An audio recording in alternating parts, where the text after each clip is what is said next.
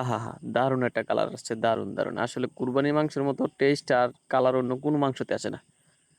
Hello everyone, আসসালামু আলাইকুম। আশা করি সকলে ভালো আছেন, আমিও ভালো আছি। সবাইকে জানাই ঈদ মুবারক, ঈদ মুবারক।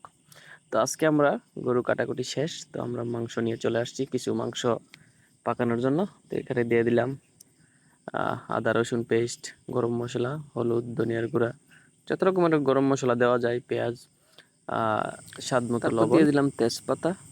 তেজপাতা দেওয়ার পর যতটুকু দরকার হয় তেল অতটুকু দিবেন, কারণ কিছু কিছু মাংসের উপর নির্ভর করে। অনেক সময় দেখা গেছে কিছু মাংসের সাথে আপনার চর্বি বেশি থাকে, সেই কারণে তেলটা ওই পরিমাণে দিতে হয়। তো যতটুকু চর্বি ছিল আমাদের গরুতে ইনশাল্লাহ আলহামদুলিল্লাহ চর্বি ভালোই ছিল, সেই কারণে আমরা অয়েলটা একটু কমাই দিলাম।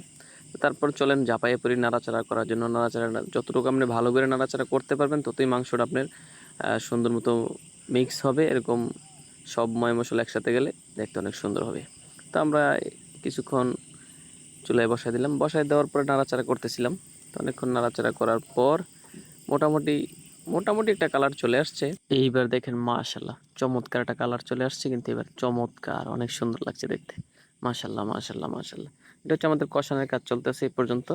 এখন ভালো করে যদি আপনি মাংস কষান ঠিক মতো, তাহলে আপনি টেস্ট কিন্তু ভালো একটা টেস্ট পাবেন। দেখেন মাশাল্লাহ চমৎকার একটা কালার চলে আসছে।